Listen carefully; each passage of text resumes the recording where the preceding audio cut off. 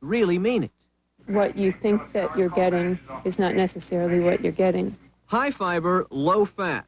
The new rules will fundamentally change the health claims that manufacturers can make on 750,000 kinds of packaged foods. Consumers are hungry for a food label they can trust and understand. Real words with real meaning. For example, light ice cream, forget it. High-fat oils claiming no cholesterol, no more. Consumer advocate Bruce Silverglade gave us examples of how labels will change. This product says extra bran added for higher fiber. But what is higher fiber? Higher than what? The FDA will define high fiber in the future. The low cholesterol claim is going to disappear. It's going to fly right off the label. We're not going to see that anymore because this product is not also low in fat. Most food labels will have to read like encyclopedias, listing 16 separate mandatory pieces of information, including, for example, not just calories, but calories derived from fat. The label will also list 3 types of carbohydrates, 4 key vitamins and minerals, and sodium, protein, and fiber. Perhaps most controversial, one new FDA rule would deny these high-fiber cereals the right to claim that they help reduce the risk of cancer or heart disease. Because medical evidence on this point is conflicting, the industry today promised a fight. We think that the regulation may be too strict, too narrow, and will deny consumers information that they want. But consumer groups contend the rules have huge loopholes in what some said was a cave-in to industry pressure. Labeling on fresh meat and poultry, America's greatest sources of fat and cholesterol, will be voluntary, not mandatory. Wyatt Andrews, CBS News, Washington. And straight ahead on tonight's CBS Evening News from Washington, a big win for angry voters and a message for President Bush. And later, CBS News cameras inside Beirut show the old and the new.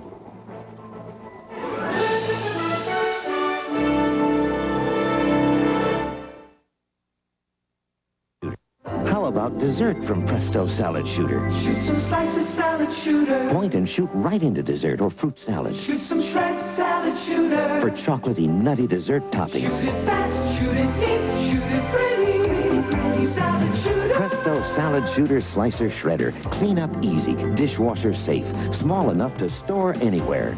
Great salads and much, much more. Salad shooter. Original, cordless, rechargeable, and now professional salad shooter. What do you smell? I can't smell anything. My nose is clogged, man. For fast relief, try Dristan 12-hour nasal spray. Now smell. It's an orange. Dristan nasal spray just works incredibly fast. Dristan, the face of relief today. With the highest resale value in its class and proven Honda reliability, the Accord is a safe place to put your money.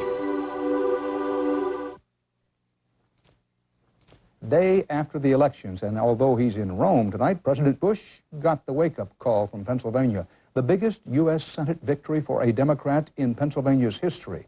Harris Wofford blew away President Bush's friend and former Attorney General Dick Thornburgh by blasting Mr. Bush's economic policies, especially his opposition to national health insurance. Richard Threlkeld begins our election coverage. The message from the voters of Pennsylvania today was clear enough in a phrase, down with the establishment. Pennsylvanians are fed up with some of the things that have gone on, and we're ready to take a new direction. Your first Democratic senator in 23 years reporting for duty. So the anti-establishment candidate for the U.S. Senate, Democrat Harris Wofford, won an unexpectedly lopsided victory, capitalizing on voter discontent. They're angry and they're fed up and they want change and they want action to get our economy off dead center and get us moving out of this recession.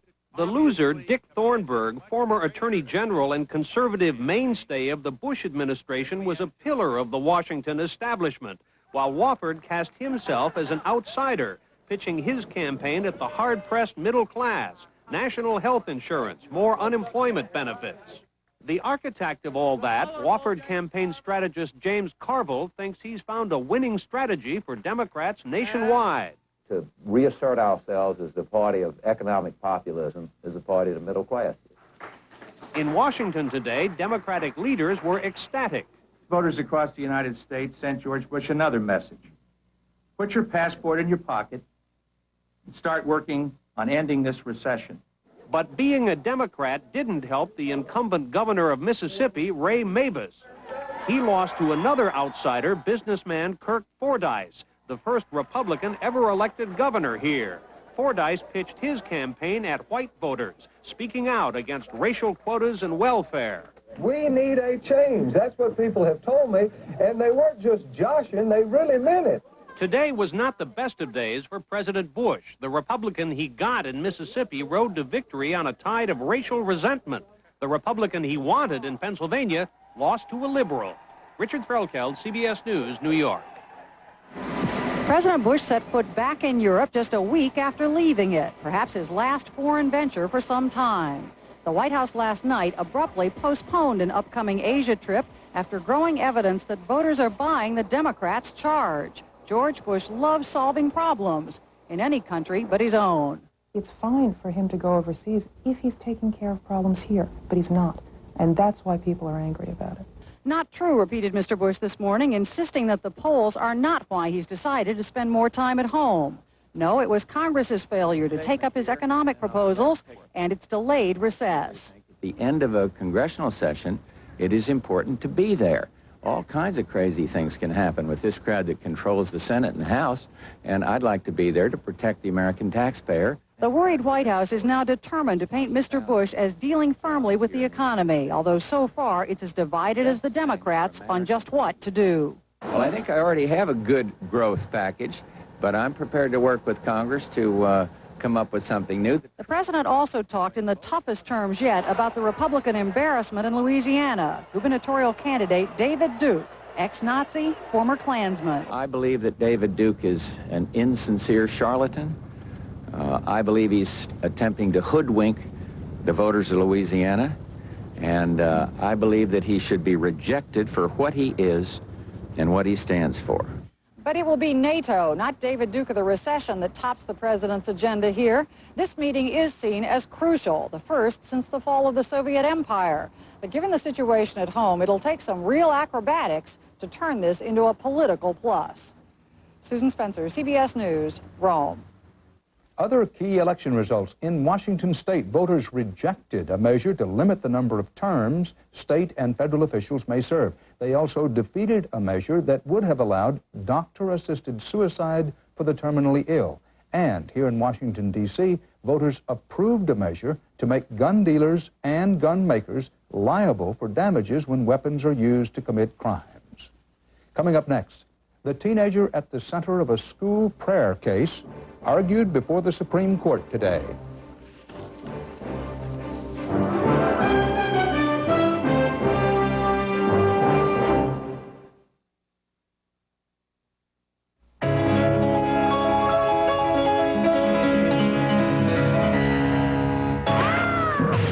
Lucy, are you okay? I think I got whiplash. And a concussion. Every now and then, life hits you with some very sour notes, and doctor bills can really add up. At MetLife, we do all we can to pay your claim promptly. Get Met. It pays. Hello? Jill? Oh, how about dinner at our house? What's wrong? Headache. I can imagine. Oh, I've got what you need. Motrin IV. Works great on headaches. My doctor said it's the same medicine as in prescription Motrin, but in non-prescription strength. One Motrin IV works as well as 2 regular Tylenol. Here. Oh, no. Don't look. Just keep this. Sounds like they'll need it, too. Motrin IB, recommended by thousands of doctors. And your neighbor. You've been up in the air for hours. Now you've got to make up the time. Aren't you glad Hertz has a faster, easier way to rent a car? #1 Club Gold. No paperwork, no stopping at counters, nothing to slow you down. You go straight to our Gold parking area, where your car is waiting, ready to go. It's our fastest way to rent a car. I'm gonna make it. Call Hertz today for low daily rates on Lincolns with free unlimited mileage. We're America's wheels. Massacre in a Texas town. A madman out of control or a deliberate plan. 48 Hours reveals what the police found out tonight. President Bush has rolled to victory in another showdown with Congress. At issue this time, The policy, the Bush administration policy that forbids giving abortion advice at family planning clinics receiving federal money.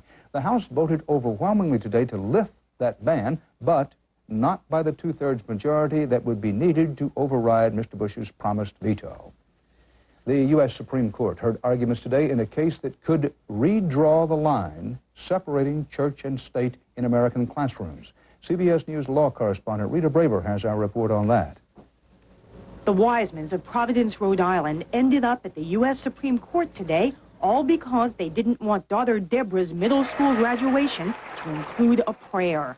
This Jewish family had been highly offended earlier at their older daughter's commencement when a minister asked everyone to thank Jesus Christ. Certainly, a reaction that has stuck with me is humiliation, that I was totally powerless to prevent myself and my family from being subjected to a ritual of a religion that we're not part of. I look at it more as an inspirational message than a prayer. The school refused to ban the prayer, but to placate the Wisemans, invited a rabbi to speak. We give thanks to you, O Lord, for keeping us alive. Insisting any religious observance was offensive, the Wisemans sued. I don't think anything should be put upon you saying that this is how it is. I mean, in a public atmosphere like that. But the school board claimed graduation prayers are not meant to indoctrinate young people. It's being done under the same context. Why do we use the word God when we pledge allegiance to the flag? And now Providence, backed by the Bush administration, wants the Supreme Court to use this case to set a whole new standard for state-sponsored religion, allowing any practice as long as no one is coerced into conforming with it. A skeptical Sandra Day O'Connor suggested that would mean a state could declare an official religion, like saying a bolo tie is the official state necktie, as long as wearing one is voluntary. Justice Antonin Scalia countered that a high school graduation is no different than ceremonies like presidential inaugurations where prayers are traditional. Clarence Thomas stayed silent through his first high-profile court argument. And though the decision in this case is not expected to allow a return to prayer in public school classrooms, it could result in a substantial lowering of the wall between church and state. Rita Braver, CBS News at the Supreme Court. Stay with us now for more CBS News, the Robert Maxwell story, and military muscle building in defense of a new Europe.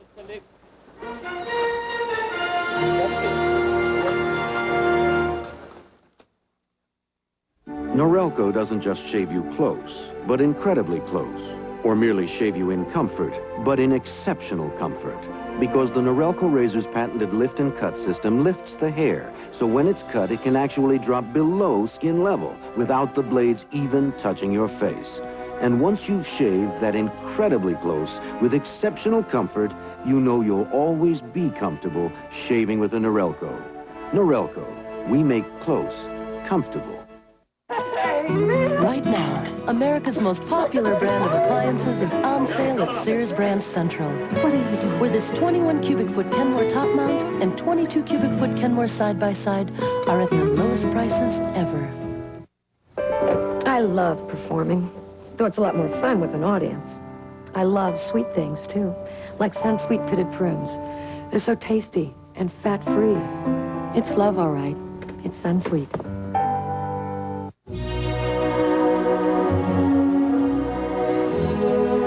New supercharged Pontiac SSEI.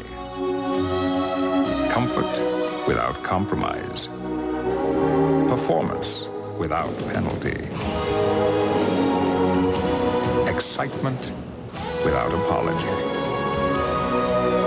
Pontiac SSEI. They say when you have a cold, eat chicken soup, but did you know that eating certain foods may prevent disease? Meals That Heal, all this week on CBS This Morning. It's breakfast for your head. A Spanish coroner says he believes publisher Robert Maxwell died of natural causes, probably a heart attack.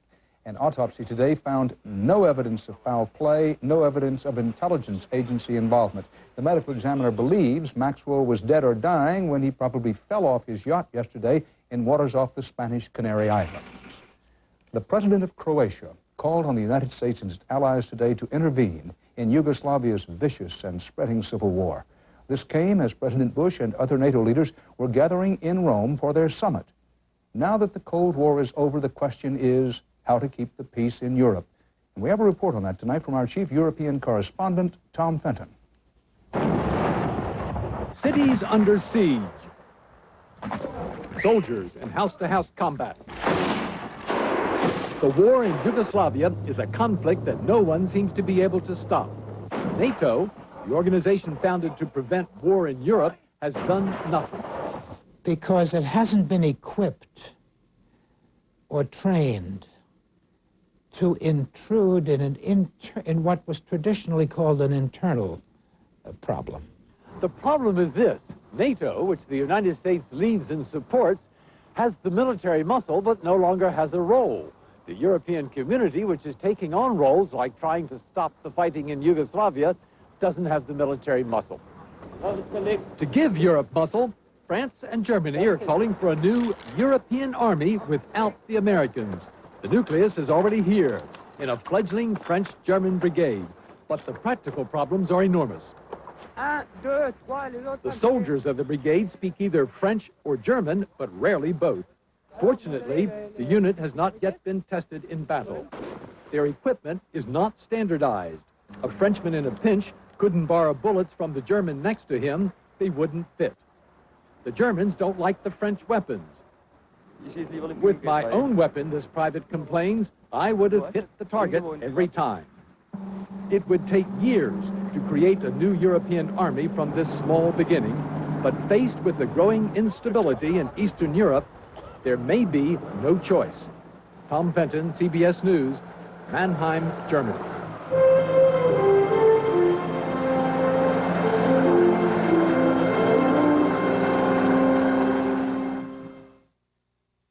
I wasn't expecting to be in the hospital for 2 weeks. Suddenly there I was, having a cesarean. David was wonderful. And when it was all over, I had this perfect little person. And a lot of pain. Later, I was kind of surprised when the doctor gave me Tylenol, with all the other choices they have, but the Tylenol made me feel better, so I could put my mind on more important things. Tylenol, the pain reliever hospitals use most. High fiber cereal, no taste. Great tasting cereal, no fiber. Why have one without the other? Fruit and fiber, fruit and fiber. Delicious raisins, nuts, dates, crunchy oat clusters, and crispy high-fiber bran flakes. It's like no other. Fruit and fiber. Great taste. And high fiber. Why have one without the other? Post Fruit and Fiber cereal. Great taste and high fiber. Today, Tektred Shoe Corporation announced a major retail expansion in 25 U.S. cities. When I see a company that looks like a good investment, I check it out myself. We make it easier to follow your own lead. At Charles Schwab, I can get quotes, financial news, and when I make a trade, commission savings. Always there to give you just the help you need. Help yourself at Schwab today. A driver's side airbag is now standard on every new Accord, Civic, and Prelude. But remember, it's most effective when you wear your seatbelt.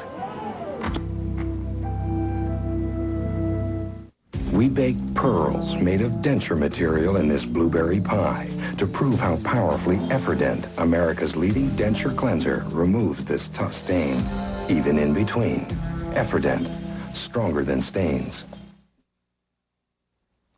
Beirut. For 15 years, the name was a synonym for murder and civil war.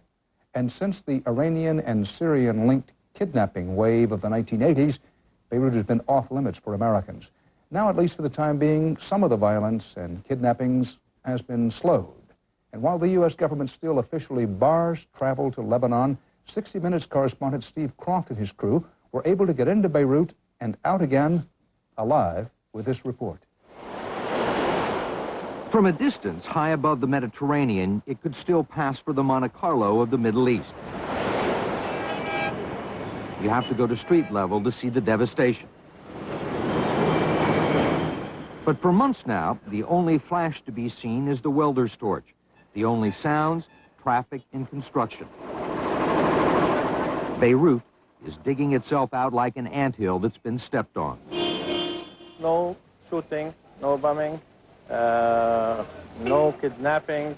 You can go freely anytime you want. This was the green line, the dividing line between East Beirut and West Beirut. Christians on one side, Muslims on the other, the front line of the civil war. If I'd come down here a year ago, I would have been killed instantly. But the roadblocks and the snipers are gone, and for the first time in 15 years, Beirut is truly one city. The reason is simple. For the first time in 15 years, there is someone in charge. Syrian President Hafez al-Assad. His picture and his soldiers are everywhere, invited in by the Lebanese to disarm them and keep themselves from killing each other, and to stop the kidnappings. So far, it's worked. What about Americans? How safe is it here for Westerners? How safe is it for Americans? So far, you see, you are Americans and you are here. Do you see any danger against you? We felt the danger in the southern suburbs, the radical Shiite stronghold loyal to Iran, where Terry Anderson, Terry Waite, and 5 other Westerners are still held hostage. We stayed clear. Everywhere else, we saw lots of stares and not many smiles. It's still illegal under U.S. law for us to be here, but the Lebanese are anxious for Westerners to return. Across town, they're holding fashion shows, attended by some of the 300,000 Lebanese expatriates who have come back. Most left their money in Europe, afraid to trust tomorrow. For most Lebanese, though, life is a lot more difficult. Tens of thousands are living in bombed-out buildings. There are few jobs, the water is undrinkable, electricity sporadic. But peace is better than war. Certainly, Lebanon is certainly picking up again. We feel it everywhere in the country.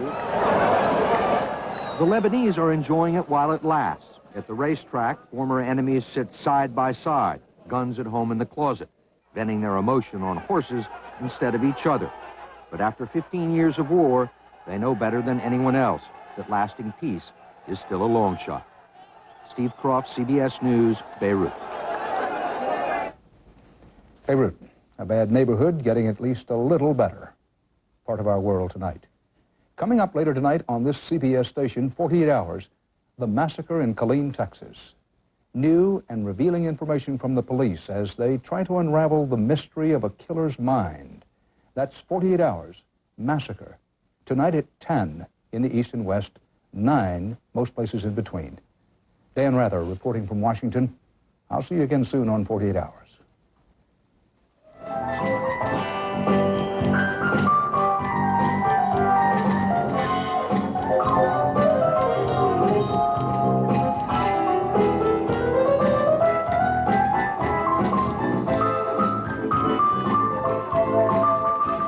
There's something fishy with these cans of tuna. Check this out. Less tuna, same price. Incredible shrinking products. Tomorrow's Money Crunch report on the CBS Evening News. This is CBS. I see a lot of patients that I've taken care of for now close to 25 years. To be part of their lives in a helpful way, it's a great opportunity. It's a great challenge. It's a great privilege. You know, and now to see them established, having their own families, their own children, there's no other profession or work that I could possibly do. Kaiser Permanente, the health caring people.